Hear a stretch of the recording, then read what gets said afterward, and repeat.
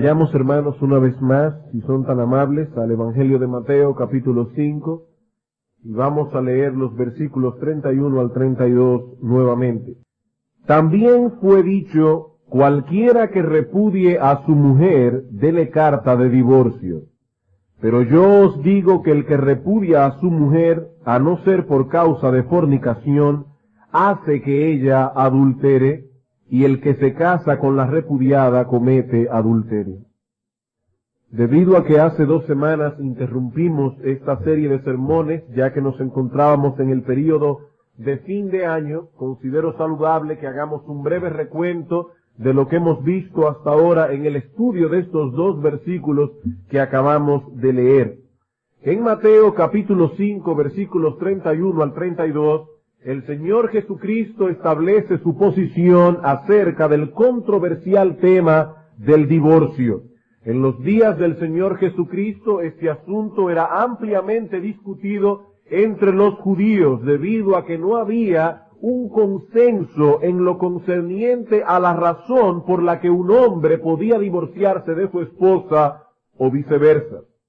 En la ley de Moisés se planteaba la posibilidad de que se llevara a cabo un divorcio si el hombre encontraba en su mujer alguna cosa indecente. En tal caso estaba previsto en la ley que el hombre expidiera a la mujer una carta de repudio, una carta de divorcio.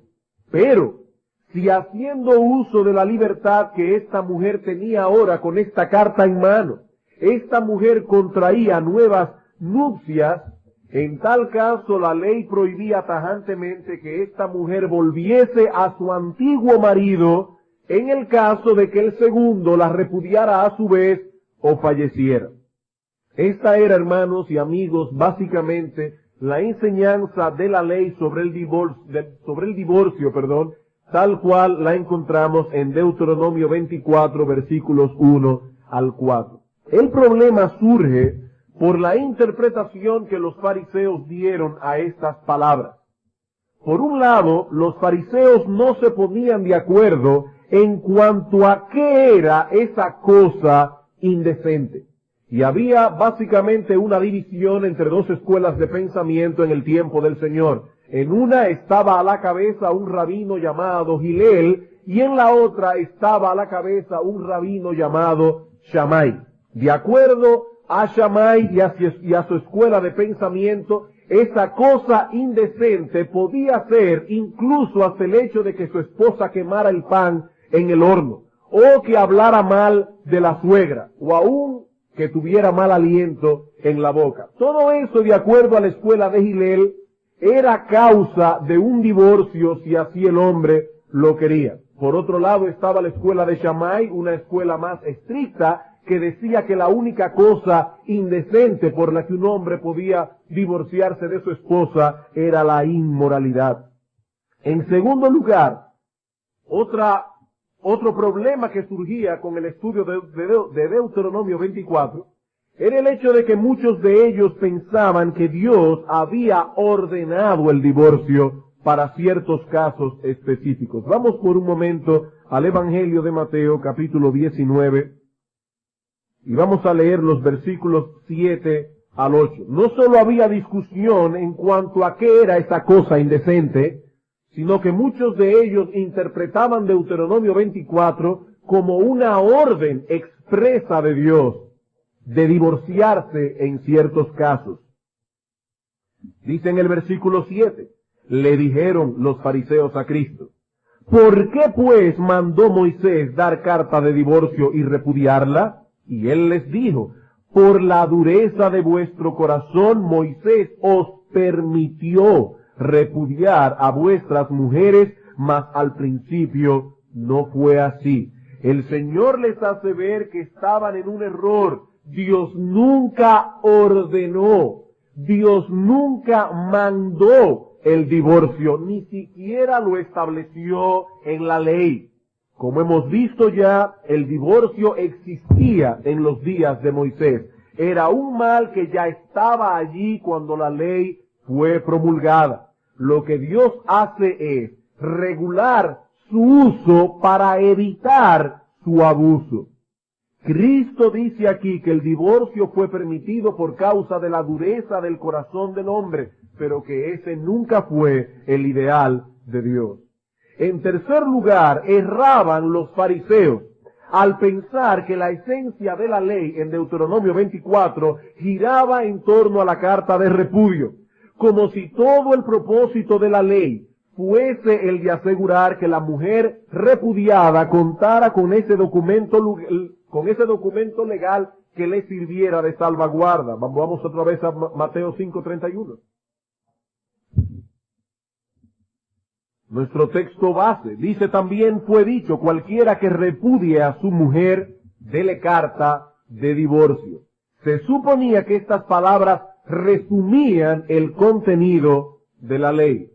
¿Cómo abordó nuestro Señor Jesucristo este problema? Primeramente llevando a estos hombres a considerar el diseño de Dios para el matrimonio. En el texto que leímos en Mateo 19, versículos 3 en adelante, los fariseos preguntan al Señor: ¿es lícito al hombre repudiar a su mujer por cualquier causa? Y Cristo responde: ¿no habéis leído que el que los hizo al principio, varón y hembra los hizo? Y que por tanto el hombre dejará padre y madre, se unirá a su mujer, y que los dos serán una sola carne. Por tanto, dice el Señor, lo que Dios juntó, no lo separe el hombre. El matrimonio no es un juego. Cuando un hombre y una mujer entran en ese pacto de compañía que veíamos esta mañana, Dios mismo pone su sello de aprobación sobre tal unión, de tal manera que estos dos ahora se convierten en uno, social, espiritual y sexualmente. Así que ningún hombre tiene derecho a nulificar ese pacto. Dios los juntó, el hombre no debe separarlos. Ese es el plan original de Dios.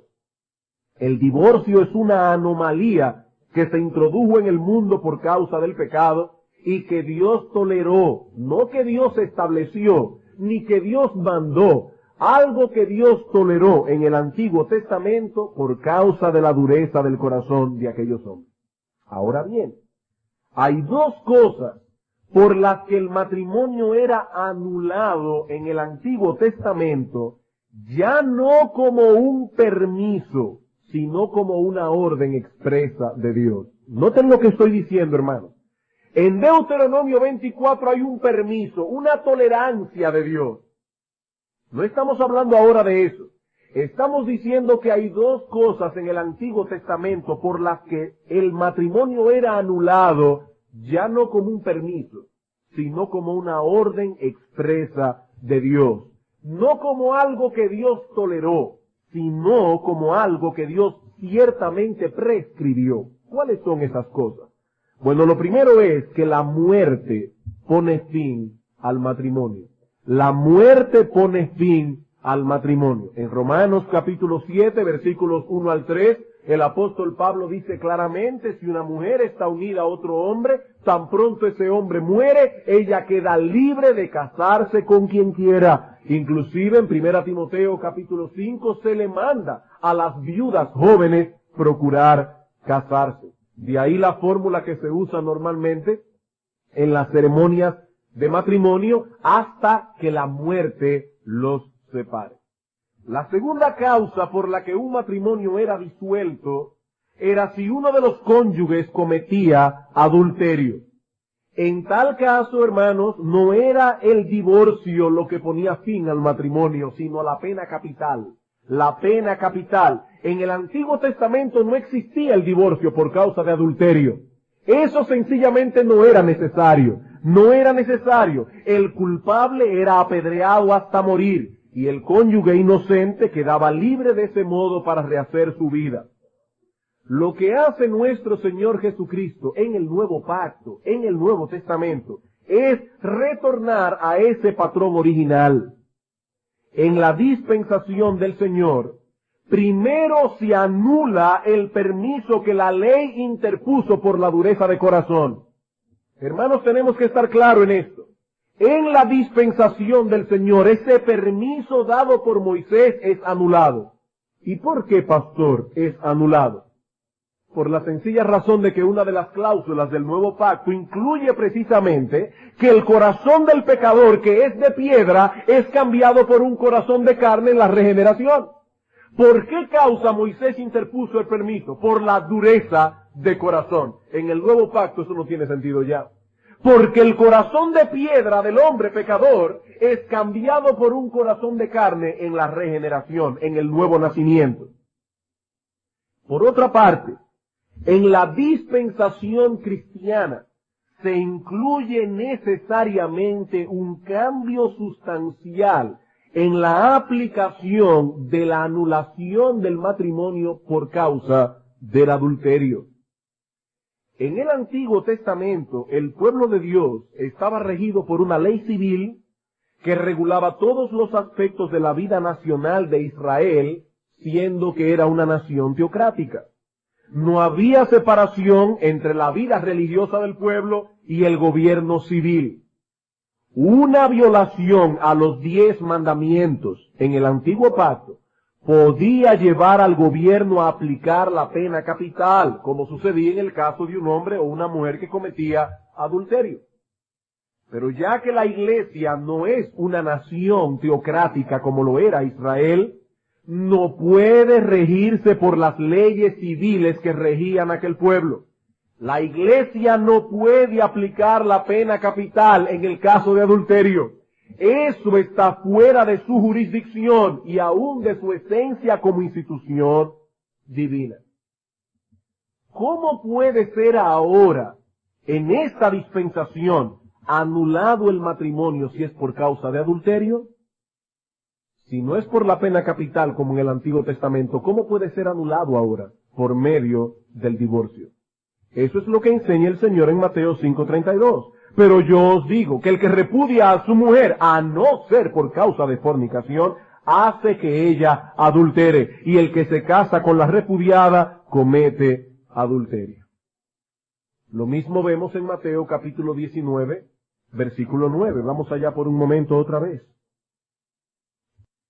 Versículo 9. Y yo os digo que cualquiera que repudie a su mujer, salvo por causa de fornicación, y se casa con otra, adultera. Y el que se casa con la repudiada, adultera. Hermanos, ¿cuál fue la pregunta de los fariseos que dio lugar a este discurso del Señor sobre el divorcio? La pregunta que aparece en el versículo 3.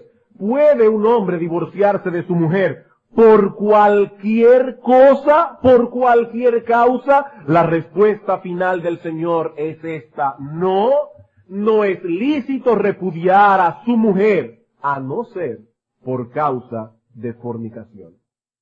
En el último sermón de esta serie, iniciamos el estudio de esta cláusula de excepción y vimos que la palabra fornicación, la palabra porneia, incluye todo tipo de pecado sexual. Este es el uso que se le daba a la palabra porneia en el griego clásico. Es el uso que se le da a la palabra en la Septuaginta, es decir, la versión griega del Antiguo Testamento que usó el Señor Jesucristo y los apóstoles. Es el uso que se le dio en el griego koiné, que fue el griego usado para escribir el Nuevo Testamento. Podríamos decir, hermanos, que el testimonio que tenemos a la mano al respecto es unánime. Es unánime. Y si alguno no estuvo aquí cuando este tema fue expuesto, le recomendamos escuchar la grabación, ya que por causa del tiempo nos vemos impedidos a repetir la línea de argumentación que usamos hace unos domingos atrás. En la mañana de hoy vamos a dar un paso más adelante en nuestro tema, para probar que una vez la persona se ha divorciado por causa legítima, es libre de volverse a casar. Eso es lo que vamos a tratar de probar.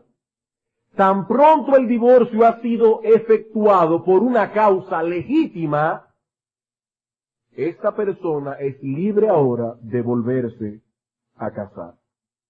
Hay algunas personas que argumentan que la cláusula de excepción de Mateo 5:32 y Mateo 19:9 incluye ciertamente el divorcio por adulterio, pero que eso no quiere decir necesariamente que incluya la posibilidad de un nuevo matrimonio para los que se divorcian por causa de adulterio.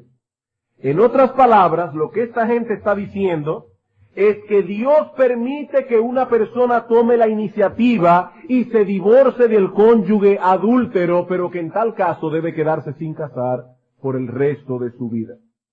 Estos hermanos llegan a esta conclusión al comparar la cláusula de excepción de Mateo con la enseñanza de Pablo en 1 Corintios 7, 10 al 11. Vamos a ese texto, por favor. 1 Corintios capítulo 7, versículos 10 al 11.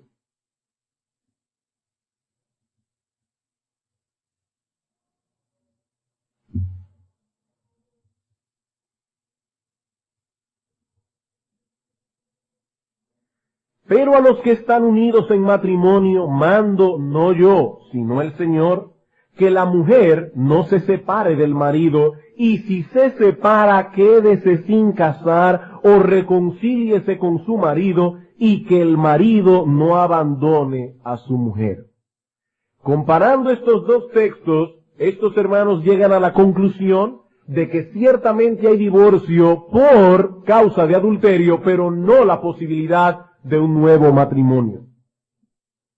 Lo que me propongo hacer en esta mañana con la ayuda del Señor es probar que la interpretación clásica del protestantismo representa con toda fidelidad la enseñanza bíblica al respecto. ¿Y cuál es la enseñanza clásica del protestantismo? Que no solo es lícito el divorcio por causa de adulterio, sino casarse cuando el divorcio ha sido por esa causa. Repito, hermanos, esa ha sido la posición clásica del protestantismo histórico. Martín Lutero escribió en una ocasión: me maravillo aún más de que los romanistas, es decir, los católicos, no permitan el nuevo casamiento del hombre separado de su mujer por divorcio, por adulterio, sino que lo obligan a quedarse sin casar. Cristo permitió el divorcio en casos de fornicación y no obligó a nadie a quedarse sin casar, y Pablo prefirió que nos casásemos antes que permitir que nos quemásemos. Termina la cita. ¿Notan ustedes en esta cita de Martín Lutero lo que expresábamos en el mensaje pasado? En ese tiempo la división era entre católicos y protestantes. Los católicos pensaban una cosa, los protestantes otra. No existía tal división entre los evangélicos. Juan Calvino dice por su parte: aun cuando Cristo condena como adúltero al hombre que se casa con una mujer que ha sido divorciada, esto está restringido sin duda a los divorcios frívolos e ilegales. Aquellos que no son frívolos y que son legítimos no llegan a esa restricción. Por eso dice un historiador: en lo que respecta al adulterio, este fue aceptado como causal de divorcio vincular por todos los reformadores importantes, sin excepción. Y para aquellos que no están familiarizados con este lenguaje, cuando se habla aquí de divorcio vincular, se está hablando de un divorcio distinto al que la Iglesia Católica acepta. El divorcio que la Iglesia Católica acepta no es vincular, sino lo que se conoce como una separación a mensa et toro, es decir, separación de cuerpos y de bienes, pero no del vínculo matrimonial, de tal manera que esa persona no está libre de casarse otra vez. Y lo que este historiador está diciendo es que el adulterio siempre fue causal de divorcio vincular aceptado por todos los reformadores sin excepción. Ahora, hermanos, nosotros no descansamos en la autoridad de estos hombres. Traemos la opinión de ellos a colación para demostrar lo que decía el pastor Lester esta mañana, que cometen un grave error histórico aquellos que tildan nuestra posición de novedosa o peor aún de liberal. Y es triste notar la ignorancia de muchos respecto a nuestra herencia cristiana. Y peor aún, más triste que lo que esa ignorancia, la situación que esa ignorancia ha generado en muchas iglesias en el día de hoy. Pero no descansamos, repito, en la autoridad de ningún hombre, por más piadoso o erudito que éste pueda ser. Descansamos en la autoridad de las Escrituras y a ella apelaremos en nuestro proceso de argumentación. ¿Qué es, hermanos, lo que estamos tratando de probar? He aquí nuestro punto. Es legítimo un nuevo matrimonio cuando el divorcio ha sido efectuado por una causa legítima. Es legítimo un nuevo matrimonio cuando el divorcio ha sido efectuado por una causa legítima. Volvamos a nuestro texto de Mateo 5, 31 y 32 otra vez. También fue dicho, cualquiera que repudie a su mujer dele carta de divorcio. Pero yo os digo que el que repudia a su mujer, a no ser por causa de fornicación, hace que ella adultere. Y el que se casa con la repudiada comete adulterio. Debido a la indisolubilidad de la unión que Dios hace en el matrimonio, si un hombre se divorcia de su mujer y se casa con otra, o su esposa divorciada se casa con otro, están cometiendo adulterio. Ah, pastor, pero ellos fueron delante de un abogado, delante de un juez civil, y los divorció. El hecho de que los hombres declaren una unión disuelta, eso nada significa a los ojos de Dios. Lo que Dios juntó, el hombre no debe separarlo. Ahora bien, en el caso del divorcio por adulterio, el asunto es distinto. Porque ya no es el hombre quien está tomando la prerrogativa de declarar disuelta una unión matrimonial. Es Dios mismo quien ha dado el permiso para hacer tal cosa. Como hemos visto en los estudios anteriores, en el Antiguo Testamento Dios legisló sobre este asunto. El adulterio daba por terminado el vínculo matrimonial, no por medio de un divorcio, sino por medio de la muerte del culpable. Dios decretó que esto fuese así. Es Dios quien está dando por terminada la unión matrimonial en tal caso, no el hombre. Y tanto en Mateo 5:32 como en Mateo 19:9, el Señor Jesucristo se cuida de dejar aclarado esta salvedad. La idea que se encuentra en nuestro texto es la siguiente.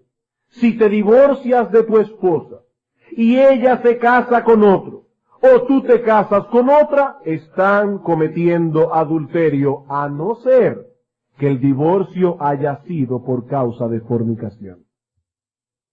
Esta excepción admite que hay un caso en que la ley general no aplica.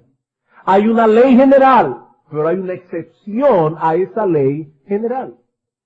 Es como que, por ejemplo, yo diga a mis hijos, si alguien viene tocando la puerta, no la abran, a no ser que se trate de su tío Luis.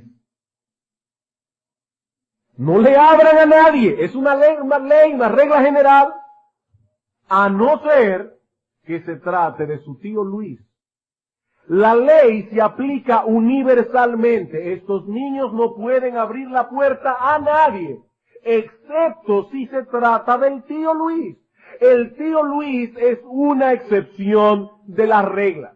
Lo que el Señor está declarando aquí en Mateo 19:9 es que el matrimonio no puede disolverse y por lo tanto ningún hombre puede separarse de su esposa y casarse con otra, aún haya ido delante de un juez, porque si lo hace están cometiendo adulterio, a no ser que se haya divorciado de su esposa o ella de su esposo por causa de adulterio.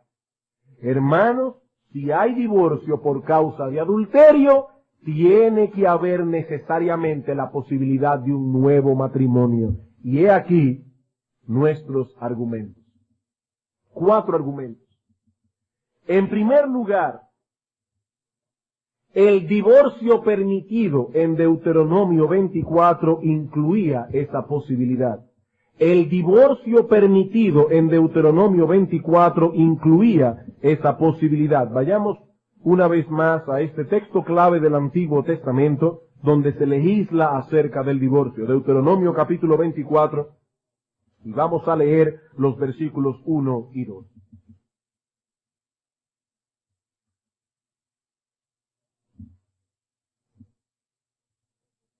cuando alguno tomare mujer y se casare con ella, si no le agradare por haber hallado en ella alguna cosa indecente, le escribirá carta de divorcio y se la entregará en su mano y la despedirá de su casa, y salida de su casa podrá ir y casarse con otro hombre. Podrá ir y casarse con otro hombre. Los judíos, hermanos, no conocían el tipo de divorcio que la Iglesia Católica inventó. ¿Y cuál es el divorcio que la Iglesia Católica inventó? El que se conoce como amensa et toro, es decir, una separación de cuerpos y de bienes, pero sin la posibilidad de que los cónyuges se vuelvan a casar. Ese tipo de divorcio se introdujo más tarde en la historia, pero no era conocido durante el período del Antiguo Testamento, ni tampoco durante los días del Señor.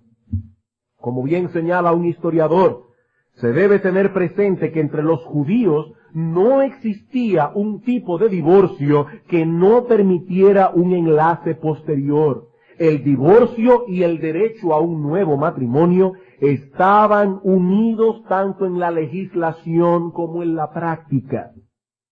El texto de Deuteronomio 24 ni siquiera discute la posibilidad de un nuevo matrimonio. Tan pronto se habla de divorcio, se admite esa posibilidad. El divorcio anula por completo la unión matrimonial. Y las palabras del Señor Jesucristo significaban otra cosa. Se estaba introduciendo entonces una enseñanza completamente nueva acerca de la cual no había ningún precedente anterior. Segundo argumento. La carta de divorcio a la que se alude aquí contenía un permiso explícito al respecto.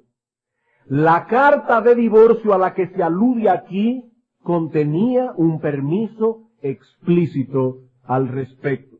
Gaiduti, en su conocida obra sobre el divorcio, cita un ejemplar de carta de repudio, de la cual yo voy a tomar un extracto. Esa carta decía: en el tal día de la semana tal, del día del mes tal, en el año tal, yo, fulano de tal, por este acto doy consentimiento de mi propia voluntad, no estando restringido en modo alguno, y por este acto te libero, repudio y despido a ti, mi mujer, fulana de tal, que has sido mi esposa por un buen tiempo, y de esta manera te libero, y te repudio, y te despido, a fin de que tengas permiso y control sobre ti misma, para que vayas y te cases con cualquier hombre con el cual desearas hacerlo, y que ningún hombre pueda impedírtelo a partir de este día. Esto te será de mi parte un certificado de despido, un documento de liberación y acta de libertad, según la ley de Moisés y de Israel. No olvidemos, hermanos, que Jesús era judío y que sus oyentes también lo eran. El divorcio que Jesús aprobó por causa de adulterio fue el mismo divorcio que los judíos conocían, un divorcio que rompía por completo el vínculo matrimonial. Noten que en Mateo 5:32 el Señor presupone que por causa del divorcio la mujer divorciada puede volver a contraer matrimonio. Vayamos allí una vez más. Mateo 5:32. Pero yo os digo que el que repudia a su mujer, a no ser por causa de fornicación, hace que ella adultere. Pregunta, ¿por qué este hombre está empujando a su mujer a cometer adulterio? Porque una vez le entregue carta de divorcio, ella será libre de volverse a casar. Y si su divorcio no fue por una causa legítima, su nuevo matrimonio será ilícito y por lo tanto un adulterio. El Señor está presuponiendo que una vez esta mujer tuviese en su mano la carta de divorcio, ella irá y se casará con otro hombre. Porque ese era el único divorcio que los judíos conocían. El Señor da por sentado que la mujer repudiada procurará volverse a casar otra vez. Tercer argumento. La palabra griega que usa el Señor en Mateo 5:32 Y Mateo 19:9, para referirse al divorcio, no habla de una mera separación, sino de una total disolución. La palabra que usa el Señor en Mateo 5:32 y 19:9, y que se traduce como divorcio, no habla de una mera separación, sino de una total disolución. La palabra que usa el Señor aquí es apolúo, la cual no significa separación, es el mismo significado de la palabra hebrea que usa Moisés en Deuteronomio 24. ¿Y qué significa esta palabra? Bueno, según los mejores léxicos que tenemos a la mano, esta palabra significa lo siguiente: dejar libre, soltar, liberar, radicalmente disuelto, cortar como cuando se bota un barco, dar de baja como a un soldado del ejército, desatar un lazo, separar totalmente, hacer cesar toda obligación y responsabilidad, librar como a un cautivo, es decir, quitar las cadenas y dejarlo ir libre. Y una persona que se acaba de separar de su marido y no se puede volver a casar, ¿no es libre? Esas cadenas no se han roto totalmente. Último argumento.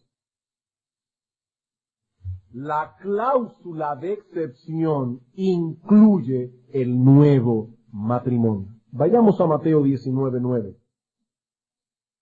La cláusula de excepción incluye el nuevo matrimonio. Hermanos, yo quisiera hacer un ejercicio gramatical por un momento. Vamos a leer nuestro texto sin la cláusula de excepción. Vamos a pensar que esa cláusula no se encuentra en el pasaje y vamos a leer nuestro texto sin la cláusula. ¿Qué dice el texto? Y yo os digo que cualquiera que repudia a su mujer y se casa con otra, adultera, y el que se casa con la repudiada, adultera.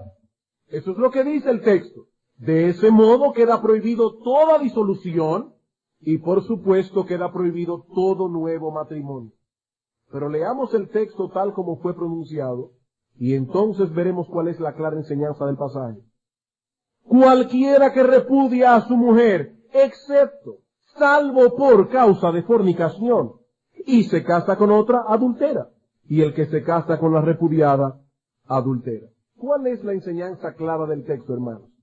No es legítimo el divorcio ni el nuevo matrimonio a no ser por causa de fornicación. Ajá, ¿y qué sucede si es por causa de fornicación? La respuesta obvia sería que en tal caso sí es permitido. En tal caso sí es permitido. Hermanos, yo no deseo parecer irónico con lo que voy a decir ahora, y tanto el último domingo que estudiamos este tema y hoy, he estado tratando de mantener un tono de voz respetuoso para nuestros hermanos en Cristo que no piensan como nosotros pensamos. Pero yo me pregunto, ¿no es ese acaso el significado natural que se desprende de nuestro texto? Hermanos, en lo personal, yo siempre pensaré que es sorprendente no ver la enseñanza clara del pasaje. Pienso que hay que ir al texto con un prejuicio para no verlo. Porque el texto no es complicado. ¿Qué tenemos aquí? Una prohibición y una excepción a la prohibición. Se prohíbe todo tipo de divorcio y por lo tanto todo nuevo matrimonio, excepto si el divorcio es efectuado por causa de adulterio. En tal caso, el nuevo matrimonio ya no sería un adulterio. Dios ha dado permiso al cónyuge inocente no solo de interponer un divorcio en este caso, sino también para casarse con quien quiera.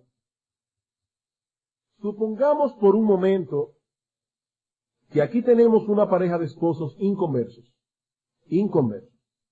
A él vamos a llamarle Juan y a ella vamos a llamarle María. Juan y María, siendo aún inconversos, no conocen al Señor, se divorcian por incompatibilidad de caracteres, una razón que no es bíblica, no es bíblica.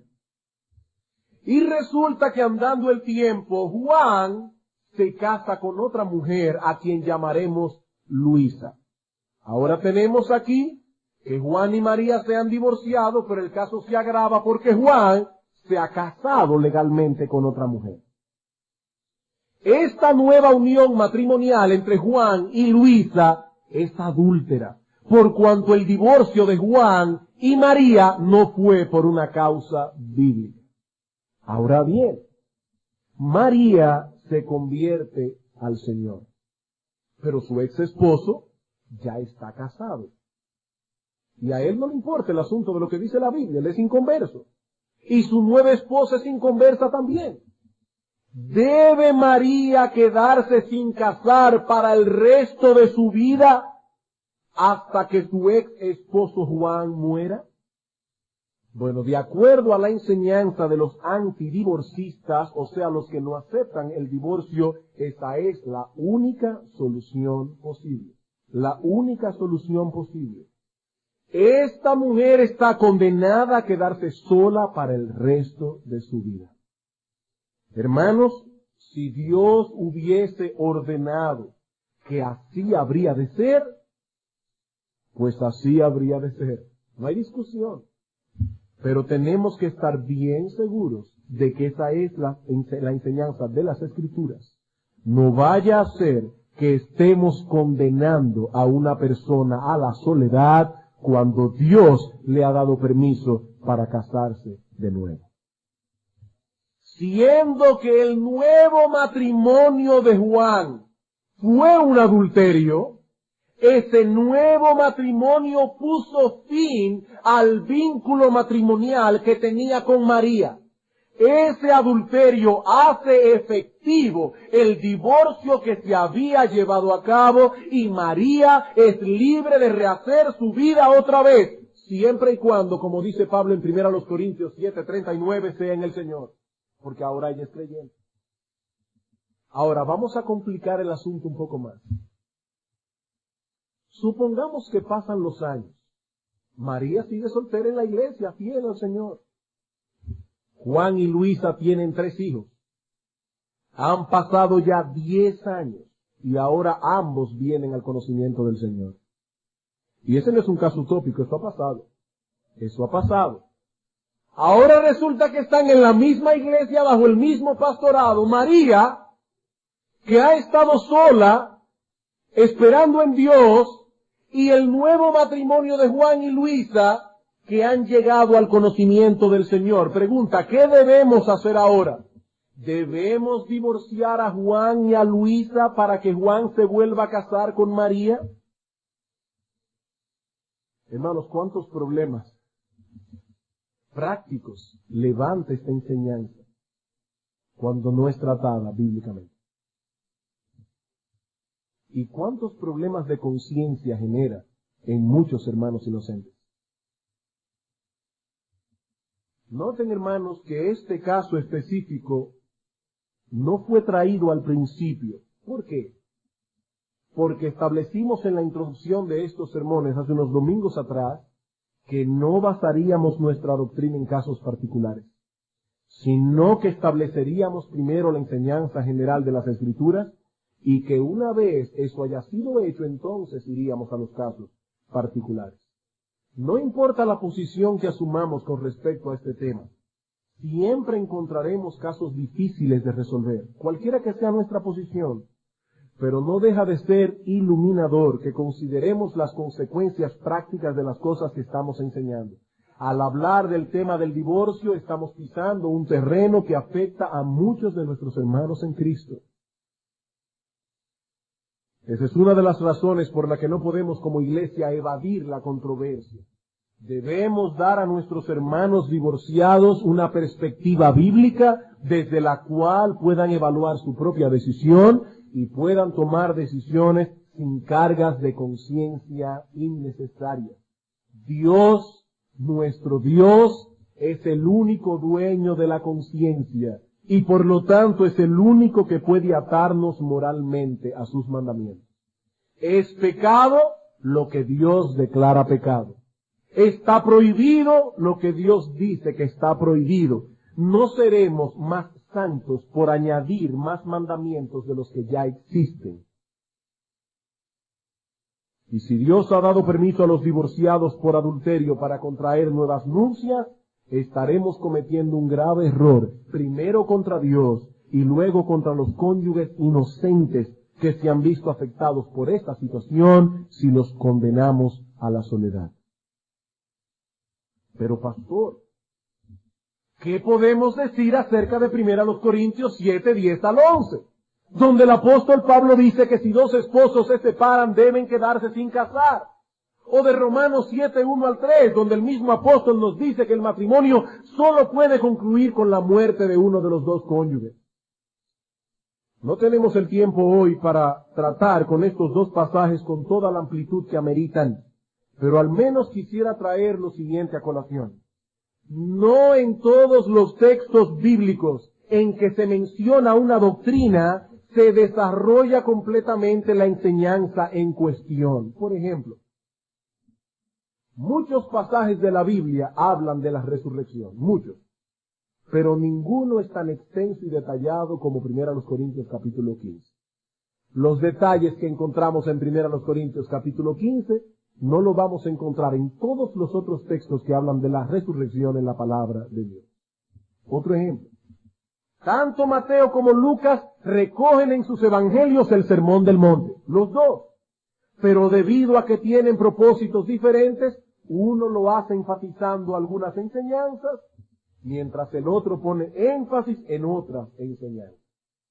Mateo amplía algunas cosas que Lucas obvia por completo. Por completo, cosas tan importantes como la relación actual del creyente con la ley del Antiguo Testamento. Lucas la obvia por completo. Pero no podemos negar las enseñanzas del Evangelio de Mateo simplemente porque Lucas no las repite en el suyo. Lo mismo podemos decir con respecto al divorcio en las enseñanzas de Jesús y en las del apóstol Pablo. Vamos a 1 Corintios capítulo 7. En 1 Corintios capítulo 7 versículo 10 el apóstol Pablo está tratando el caso específico de un matrimonio en el que ambos cónyuges son creyentes.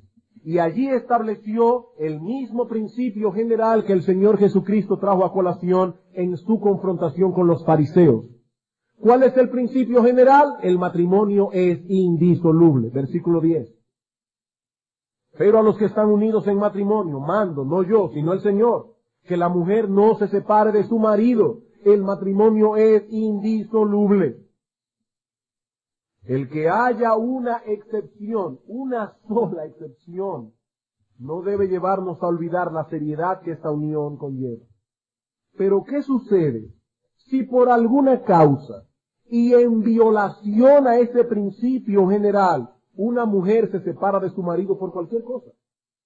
Puede ser una causa que a sus ojos es grave, pero no es la causa bíblica. ¿Qué se debe aconsejar en ese caso? Lo que dice el versículo 11.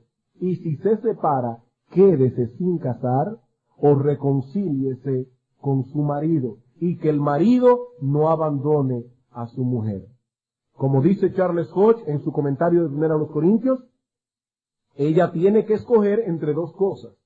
Debe permanecer sin casar o tiene que reconciliarse con su marido. ¿Por qué? Porque la separación en este caso no destruye el vínculo matrimonial y por lo tanto si se casa con otro hombre está cometiendo adulterio. ¿No es esa, hermanos, la misma enseñanza del Señor Jesucristo en el Evangelio de Mateo? La misma enseñanza.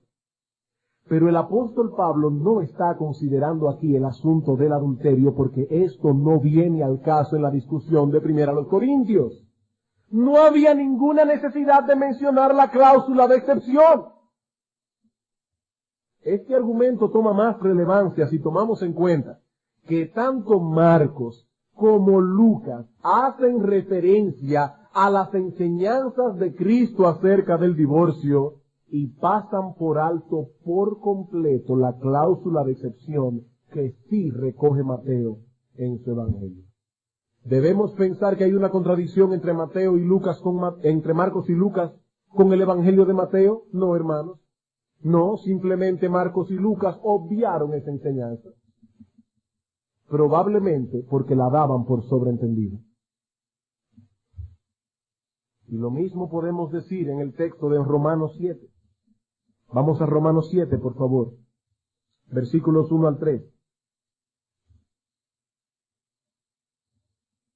¿Acaso ignoráis, hermanos, pues hablo con los que conocen la ley, que la ley se enseñorea del hombre entre tanto que éste vive?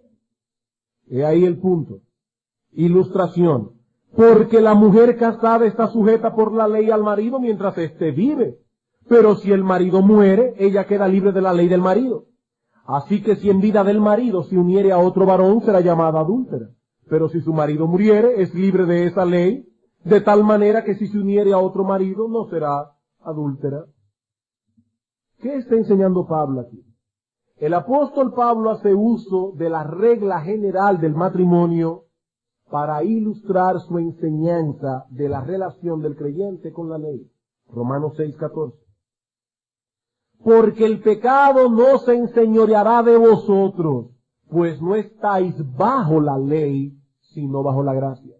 Pablo, ¿y por qué ya no estamos bajo la ley? Versículo 1 del capítulo 7. ¿O ignoráis, pues hablo con los que conocen la ley, que la ley se enseñorea del hombre entre tanto que éste vive? ¿Y qué es lo que pasó con nosotros en la conversión? Que hemos muerto con Cristo y hemos resucitado a una vida nueva. ¿Cuál es la relación del creyente con la ley ahora que ha muerto y ha resucitado a una vida nueva? Pablo lo ilustra con el matrimonio. Pablo dice, ¿qué ocurre con una mujer cuyo esposo muere? Es libre ya de la ley del matrimonio y puede ir y casarse con quien sea. Lo mismo ocurre con el creyente. Él ha muerto con Cristo y como la muerte da por terminada la relación conyugal, así también su muerte juntamente con Cristo lo libra de la servidumbre de la ley. Versículos 4 al 6.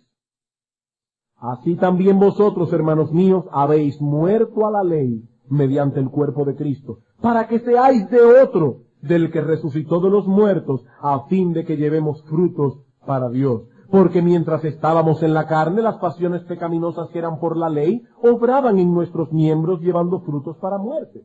Pero ahora estamos libres de la ley por haber muerto para aquella en que estábamos sujetos, de modo que sirvamos bajo el régimen nuevo del Espíritu y no bajo el régimen viejo de la ley.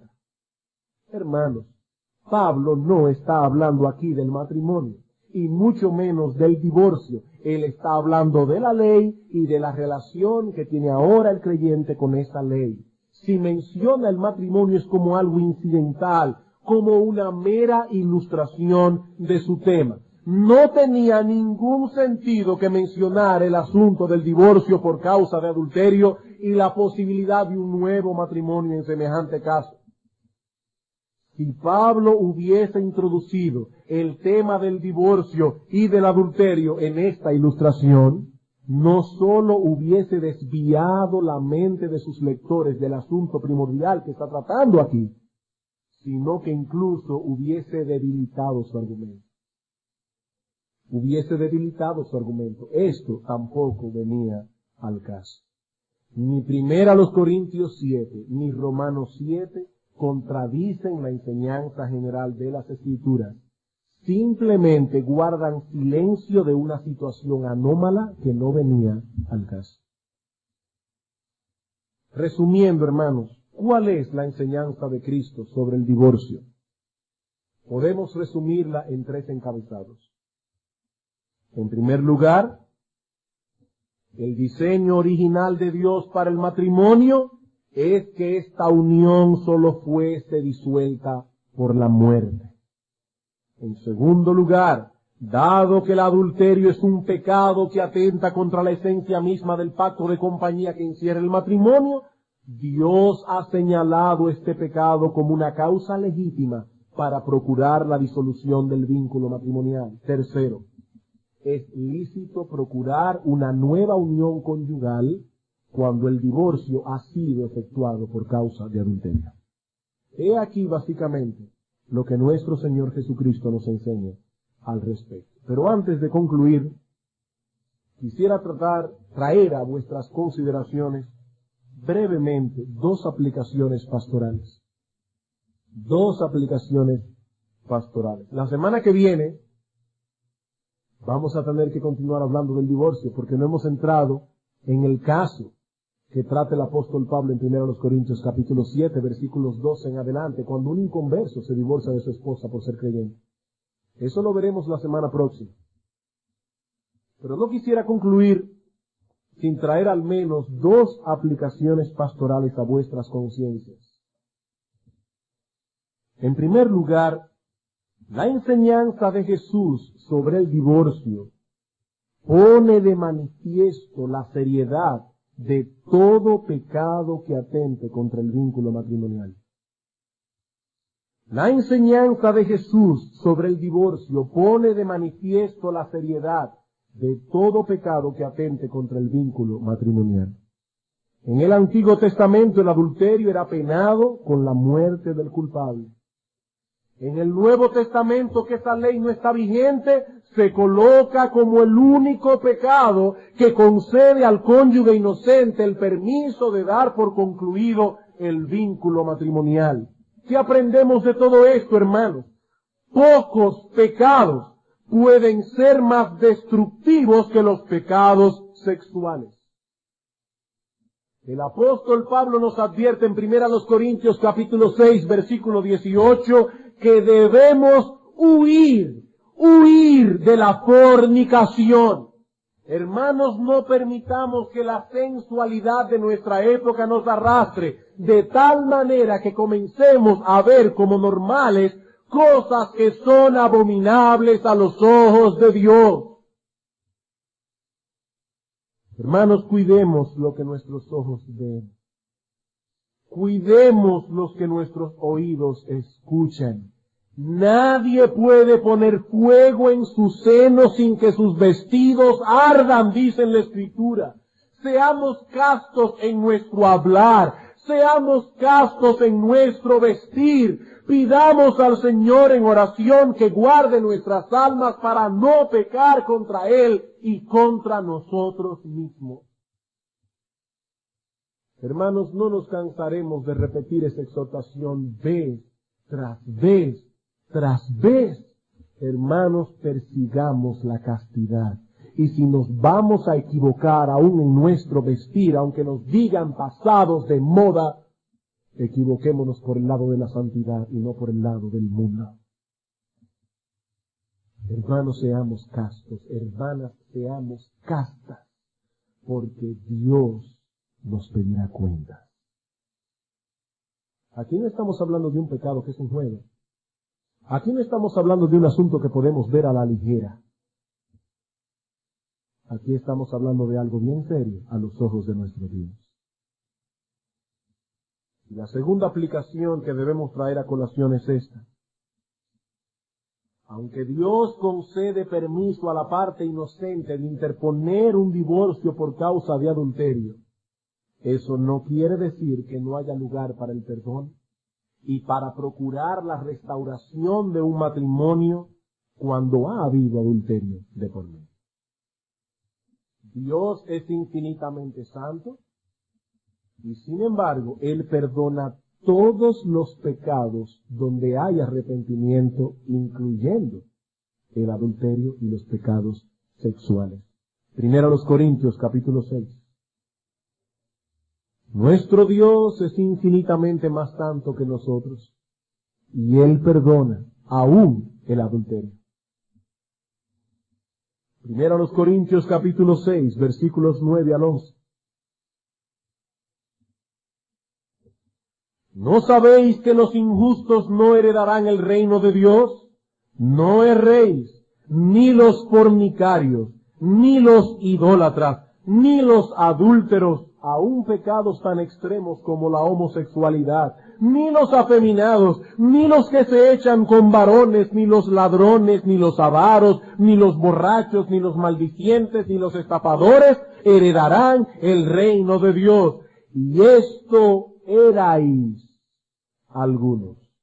Mas ya habéis sido lavados, ya habéis sido santificados, ya habéis sido justificados en el nombre del Señor Jesús y por el Espíritu de nuestro Dios.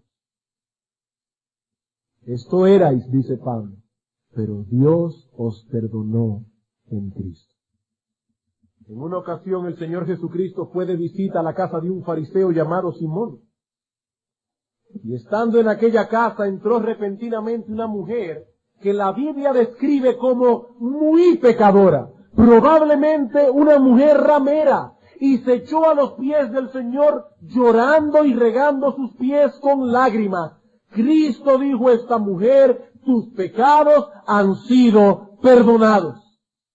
El Dios que la Biblia describe como magnífico en santidad, no solo permitió que esta mujer cargada de pecado se acercase a Él, sino que declaró que sus muchos pecados habían sido perdonados. No hay pecado, por grave que sea, que no encuentre perdón en Cristo. Dice la Escritura, venid a mí y estemos a cuenta, que si vuestros pecados fueren como la grana, como la nieve serán emblanquecidos. Si fueren rojos como el carmesí, vendrán a ser como blanca lana. Amigo, yo no sé qué tan pecador tú has podido llegar a ser. Yo no sé qué tan grave han sido tus pecados. Yo no sé cuál es el terreno de perversión en el que has estado pisando y embarrándote cada día más. Pero debes saber que nuestro bendito Señor y Salvador se hizo hombre, murió en una cruz, y con la sangre que derramó en la cruz del Calvario puede limpiarnos de todo pecado. Hay perdón en Cristo. Hay perdón en Cristo. Y por lo tanto, no hay pecado, por grave que sea, que nosotros no podamos perdonar. Porque dice la Escritura que nosotros debemos perdonar como Cristo nos perdonó. Dios ha dado un permiso al cónyuge inocente, es verdad, pero cada caso debe ventilarse de manera particular, porque el divorcio no es necesariamente la única solución posible. Sabemos que hay casos en que no se puede tomar otra decisión, aún hasta para salvaguardar la vida de la esposa y de los hijos de hombres perversos que por causa de su pecado y su obstinación pueden poner en peligro la vida de su familia. Pero Dios, que ha dado el permiso de interponer el divorcio en ciertos casos, nos ha dado el privilegio de perdonar todos los casos. Ese es un privilegio que Dios ha dado al creyente, la capacidad de perdonar. Antes de tomar una decisión drástica, debemos estar seguros de que no tenemos otra opción. De que no tenemos otra opción. Hermanos, que el Señor nos ayude a ser juiciosos al tratar con este asunto.